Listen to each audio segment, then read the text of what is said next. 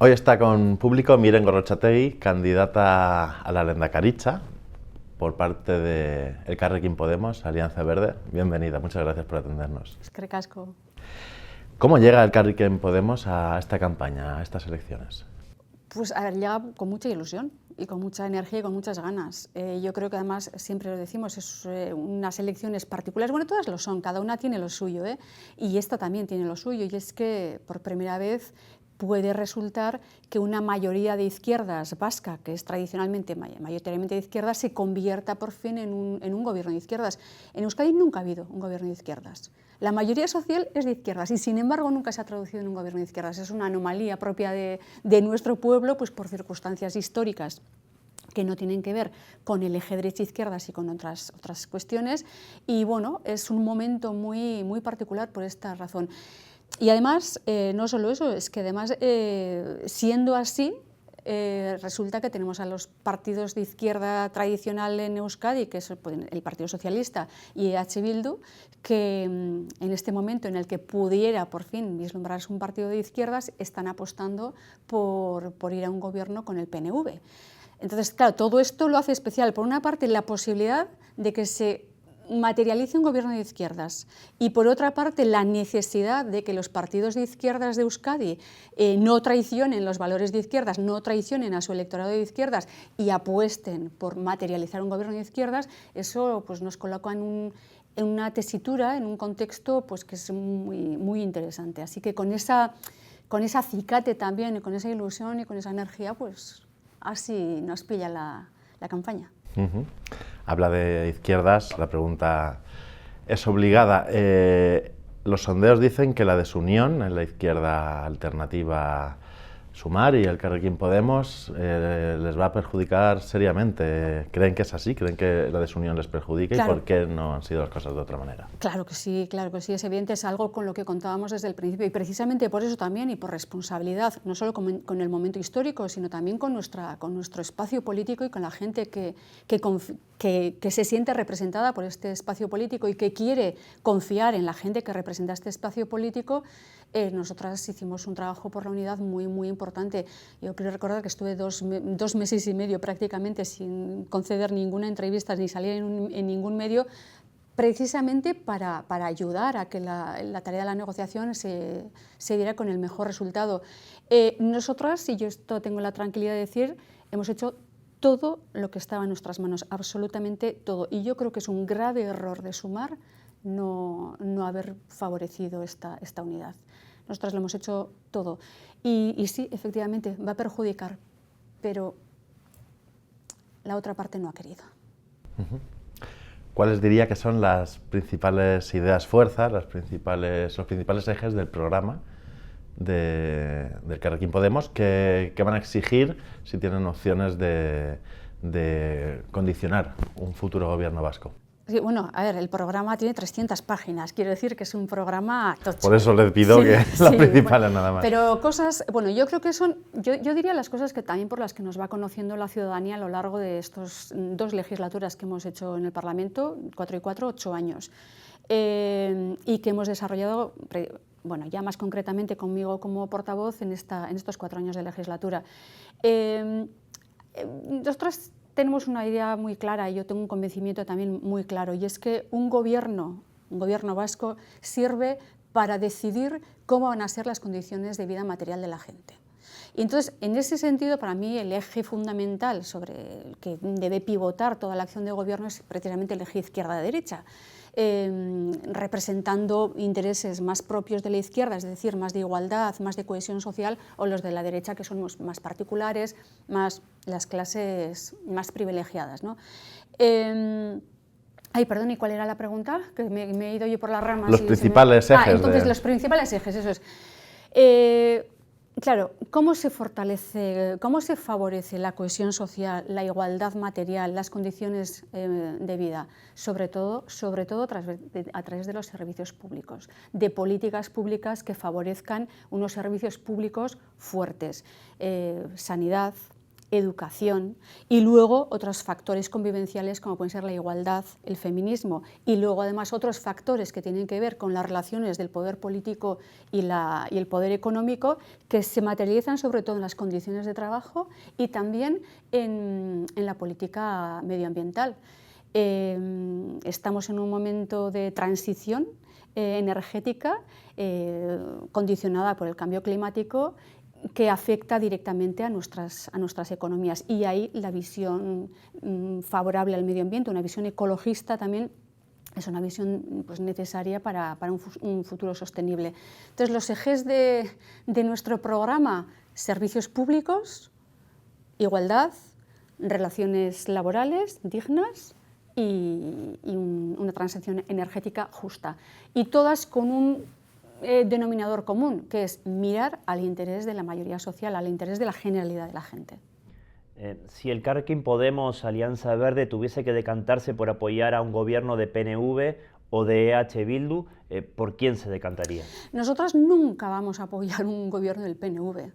Precisamente venimos de, lo comentaba antes también, en Euskadi nunca ha habido un gobierno de izquierdas, a pesar de que la ciudadanía es mayoritariamente de izquierdas, siempre vota izquierda, mayoritariamente, y nunca lo hemos tenido. El PNV es un partido que ha gobernado prácticamente sin interrupción más de 40 años. Hay un pequeño paréntesis del gobierno de Patxi López con el apoyo del Partido Popular, pero quitando este periodo tan breve de tiempo, siempre ha gobernado el PNV. Entonces, quien nos ha traído el modelo que nos trae a la situación actual, pues con un grave deterioro de los servicios públicos, con una brecha de desigualdad pues también muy importante, con un problema de cambio climático en Euskadi grande también, si está en el 1,5 el grado de temperatura, la subida de temperatura, donde empieza el momento crítico, en Euskadi lo hemos superado. ¿Quién nos ha traído a esta situación es el PNV? Entonces, lógicamente, y desde una perspectiva de izquierdas, Elkarrekin Podemos nunca va a favorecer un gobierno de derechas, nunca va a favorecer un gobierno del PNV. Sí, en esa línea de lo que estaba usted comentando, le queríamos también preguntar cuáles cree que son los principales fallos, carencias que ha tenido o que tiene el actual gobierno vasco de PNV-PSE. El principal problema, bueno, claro, es que tenemos, efectivamente, es un gobierno de coalición, PNV-PSE, pero hoy el PSE no cuenta ni pinta para nada, ha sido siempre la muleta del Partido Nacionalista y ha hecho políticas propias del Partido Nacionalista, que es un partido neoliberal, que tiene unos valores en general de derechas y que en el aspecto económico ha abrazado la doctrina neoliberal pues como ninguno. Entonces, claro, ¿qué nos trae la doctrina neoliberal? ¿Qué trae la aplicación de políticas basadas en doctrinas neoliberales? Pues como decía, una brecha social más amplia y unos servicios públicos pues de mediados, deteriorados, que inciden en esa desigualdad precisamente y en el resurgir y la proliferación de negocios privados a cuenta del dinero público y de los derechos de la ciudadanía. Porque la salud es un derecho, la educación es un derecho y los derechos tienen que hacerse desde lo público, porque es lo que garantiza la igualdad y además una eficiencia también en la prestación del servicio.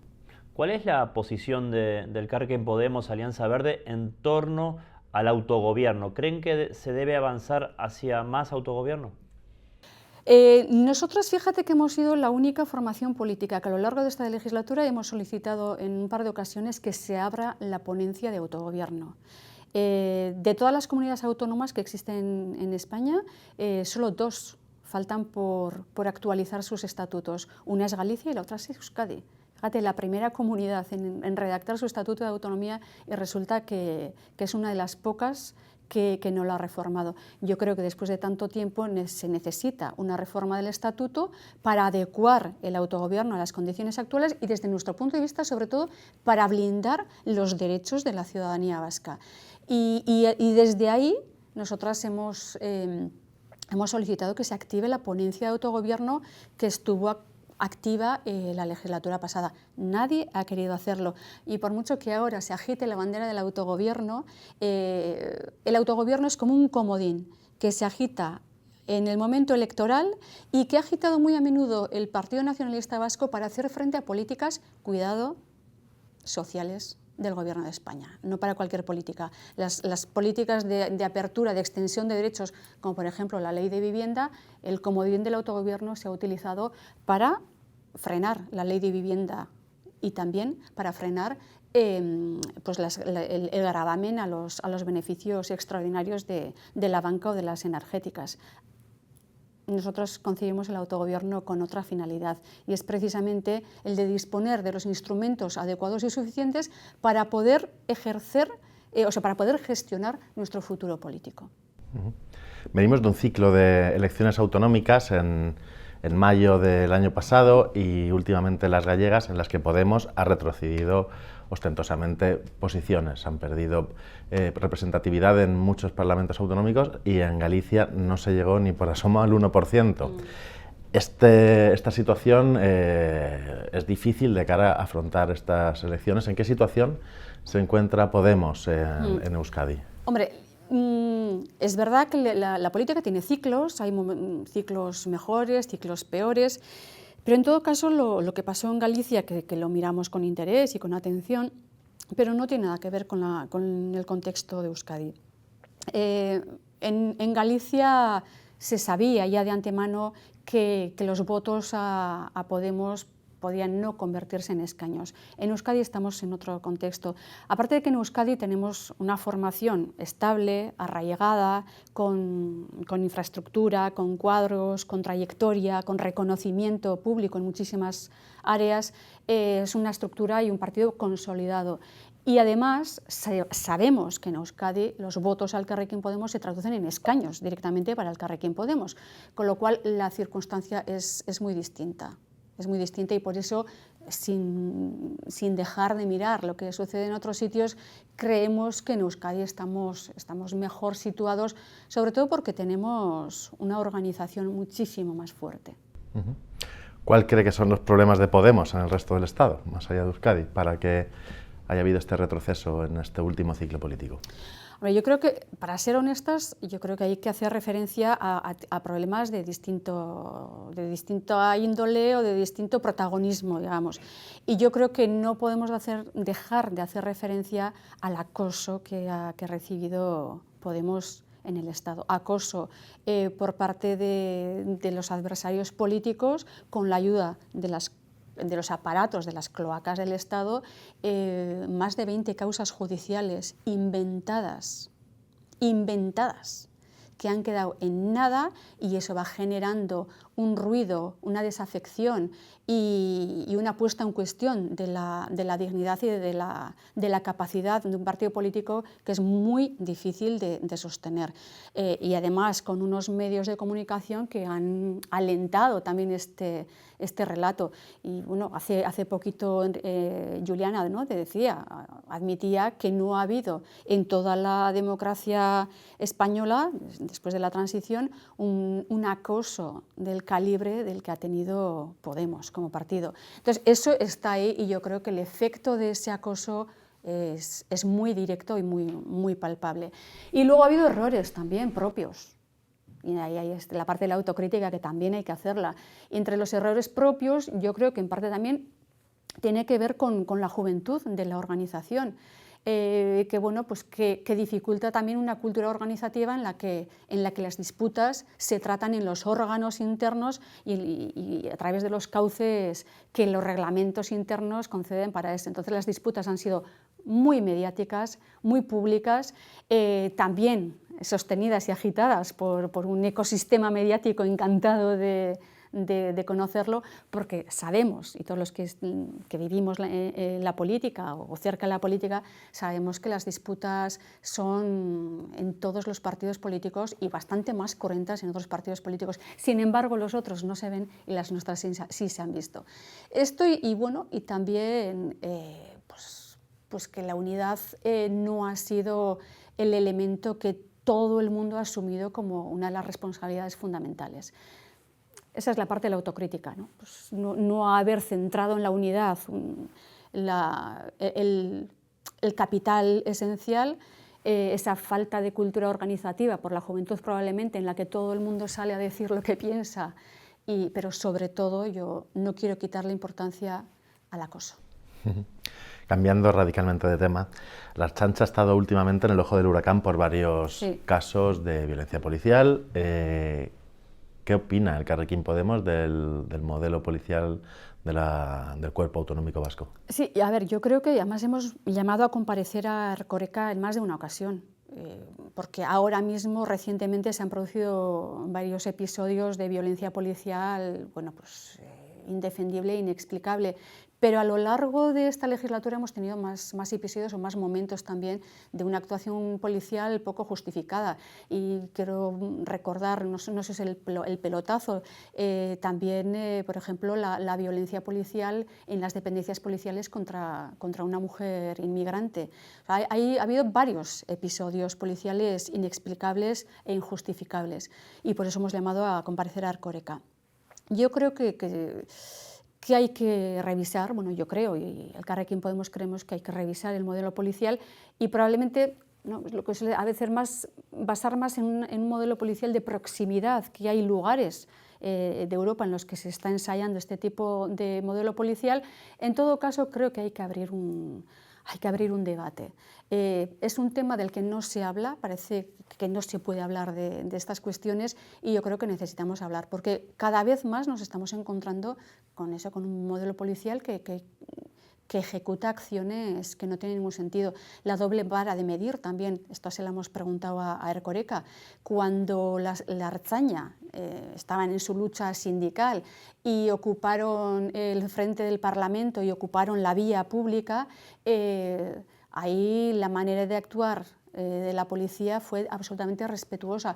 Una semana antes se habían reunido trabajadores de Tubacex y no solamente salieron los antidisturbios, sino que han sido multados algunos de esos trabajadores por ocupar la vía pública. Quiero decir, el doble rasero policial es muy evidente en Euskadi y necesitamos un debate que no se produce, y yo creo que necesitamos ver otras experiencias, examinarnos, ver qué es lo que está pasando, qué es lo que funciona, qué es lo que no funciona, y perfectamente una ponencia para estudiar en el Parlamento Vasco, para estudiar el modelo policial, yo creo que sería necesario. ¿Las víctimas de ETA cree que deben ocupar algún lugar en los discursos de las candidatas y candidatos al Lehendakari en estas elecciones? Un lugar en los actos públicos. En los discursos que mantengan los candidatos y las candidatas en sus intervenciones, ¿cree que deben estar presentes de alguna forma las víctimas de ETA, o debe ser un tema que se deje aparte en un periodo electoral? A ver, yo creo que no es que deba ni incluirse ni dejarse aparte, es decir, sí, depende también del contexto y depende del momento político.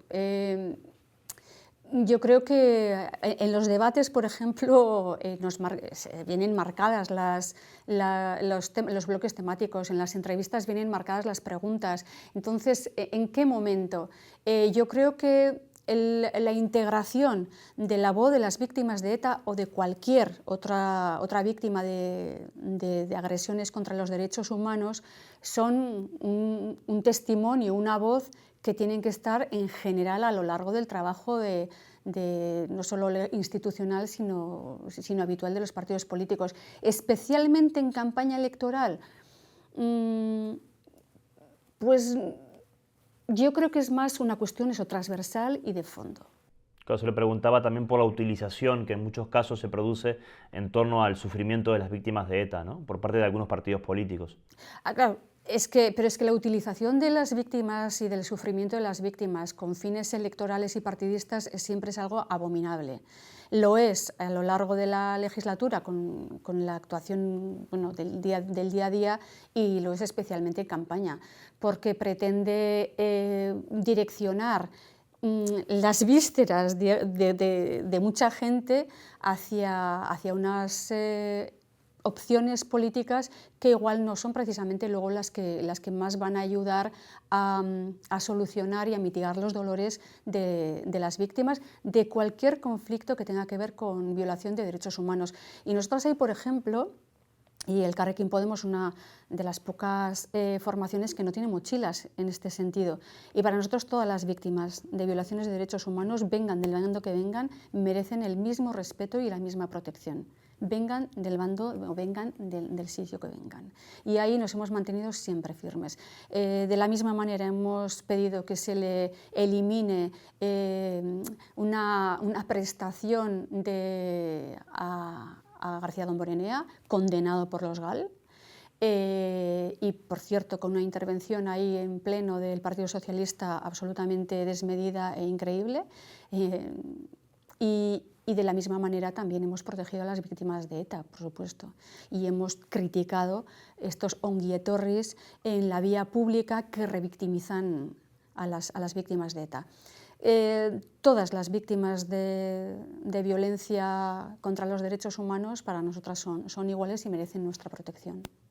Miren Gorrotxategi, candidata de Elkarrekin Podemos Alianza Verde a la lehendakaritza, eskerrik asko por atender a público. Eskerrik asko a vosotros.